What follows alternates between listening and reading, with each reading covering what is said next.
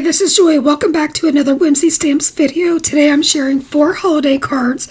I'm using one background stamp and multiple mediums to get really easy and fun holiday cards. So I am using the Believe die set Merry and Bright, the Snow Flurry Background Stamp for all 4 cards, and then the I keep wanting to say Winter Christmas. It's Vintage Christmas. I start out by putting my rubber stamp into the base of my Misty. I know typically you put it in the door, but I like to put it in the base and then put my paper where I want it, and then I use a little bit of double-sided adhesive to tack it down to the door.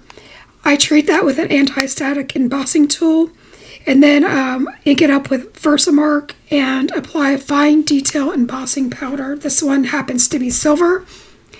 And I heat that up with my Wagner heat gun. I am using this on Canson XL watercolor paper. And one key thing to note when you're using watercolor paper is not to overheat your powder. You want to melt it, but you don't want to overheat it because it will start to sink down into the paper and you won't like the results. My first technique is using Distress inks. And for this one, I am using Prize Ribbon, Villainous Potion, and Wilted Violet. And I am just sporadically putting this over the panel. I am using dome foam applicators, but you could use a brush, you could use makeup sponges, you could use whatever you want to put down the ink. This is just to get some color down. And my darkest color is going to be Villainous Potion. So I use less of that than any other color, because I don't want it to overcome my panel.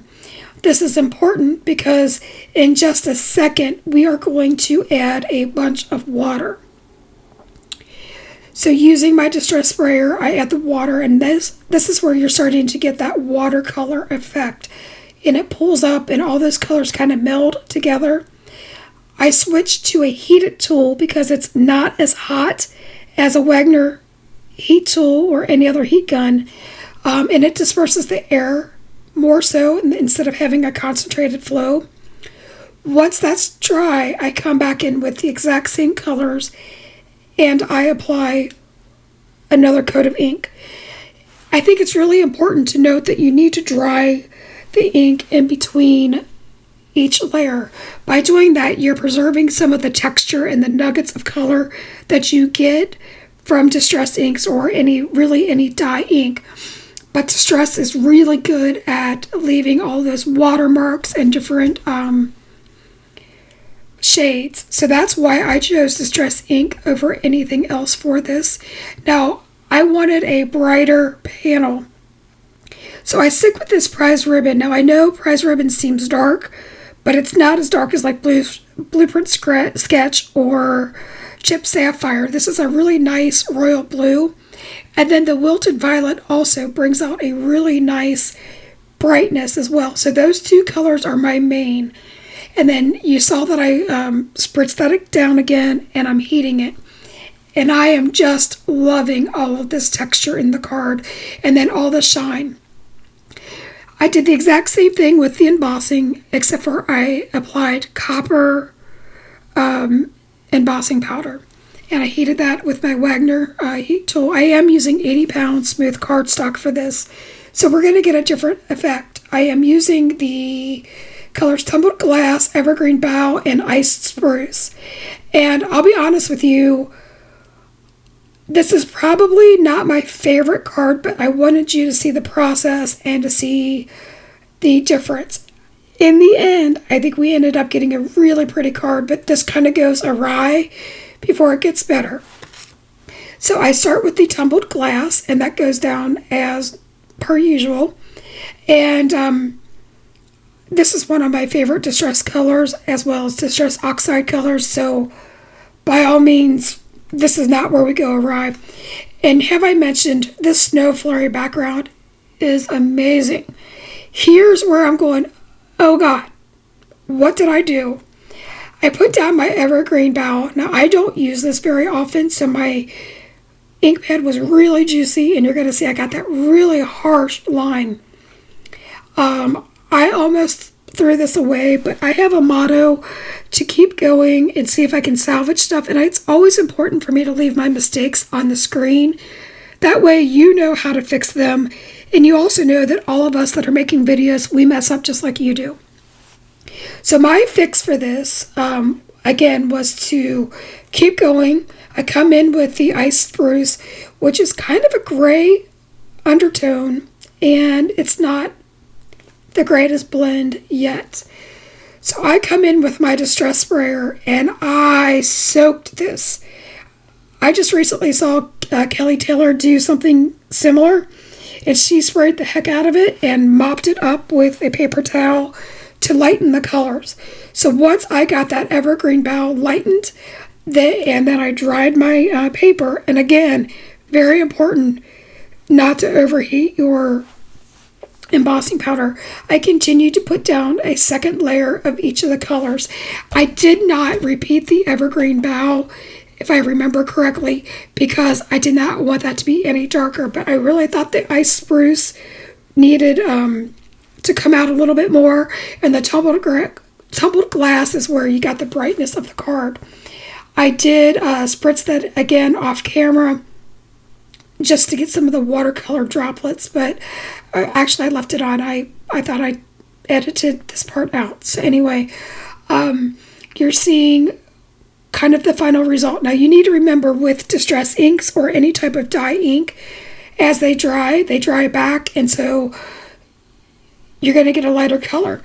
Now I am bringing in Distress Mica Sprays. This is the holiday collection. I have both of them. I don't know which is which. I like to use a Rubbermaid container with a paper towel in it, because when I'm done I can just wipe it out and be done. All those splat boxes with all the gunk in it, they kind of, I don't know, they just seem dirty. So I choose one of the aqua colors, the blue color, and a green. And I'm just spraying this down in no random order. I truthfully don't use a whole lot of sprays in my crafting just because it's kind of messy at times, and it's not my cup of tea. But I know that on this channel you guys like to see techniques, and you'd like to see cards that get done quickly and easy, especially during Christmas. So I'm having a go at it, and I'll be honest with you, I had a lot of fun. And there is, like I said, no rhyme or reason as to how I'm applying these. I really like that green that turns gold. That one's probably my favorite out of the holiday. But again, these come in sets of 3, and there are 2 different ones that were released. If I can find them still, I'll link them, but I doubt that they are. These are kind of a one and done and don't come back for at least another 2 years. I did ultimately spray that down with a little bit of water, and now I am heating it a little bit with my heated tool, and ultimately I decided to let that dry off to the side, air dry.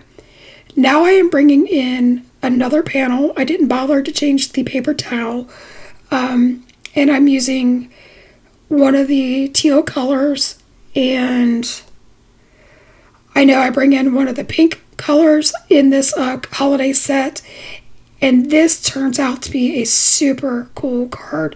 So you're going to know that teal and pink make a purple, and then you see where I go, I did that really dark color in the center.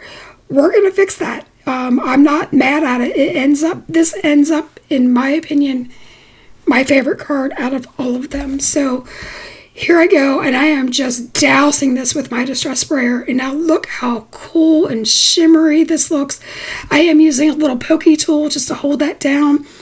I do end up getting some pulling in the center, so I let go of that, and I let that kind of do like some, I'm going to call it like drippy paint look, and this turns out amazing. Now I will note that my panels on the watercolor cardstocks were all 4.5 by 6, so I did have some room to trim these down. So if they look a little bit different when we get done with the final panels, that's why. But look how cool this panel is. I love this, and I am so glad I tried it. Look at that shimmer and shine. Oh, Now, I am going to emboss on top of these cards. I didn't leave that in just because you've seen it, but it's very important that you dry these thoroughly and then do a test to make sure that it's not going to stick. And here are those results. I just wanted you to see them. I'm comparing all 4 cards, and like I said, none of them are the same and very different. I die cut the Merry and Bright both in white and in black, and I used the shadow die and cut it out in vellum. It's very important when you use vellum that you just put dots of glue down so that you don't have it shining through, because it will show through the vellum. So you're seeing me here being very meticulous, and I wanted you to see that. Now, I did the exact same thing with the Believe die set. I cut it in white and in black, and I just put them up against each card to see which one popped the most, and that's how my design elements took place. So here I am using my reverse tweezers. I find that helps a lot with placement. That way you're not getting a whole lot of glue smearing. And then I added for this card some silver baubles from my stash. They're pretty much anything you can find anywhere. I don't have a link for them, and that's that view. For my favorite card, the one with the pink and the blues, I used the Believe matted on black, and then I used the Merry and Bright. Here are my cards. I just think, gosh, I love these cards, and to think I didn't do it. Now, what you're seeing me do is I'm taking a ink swishing tool just to apply pressure, and then I'm using the sentiment from Vintage Christmas that says, "May the spirit of the season fill you with love, peace, joy, and hope." So I hope that you like this. Those were stamped on the inside, and if you've stuck out with us this long, please consider liking, subscribing, and leaving a comment. I love hanging out with you guys, and I hope to see you back. Here are some last shots of my cards. Like I said, even the card that I was kind of worried about, it turned out beautiful, and it was simple crafting, perfect for mass producing at Christmas time. So until next time, friends, keep crafting, be blessed, bye-bye.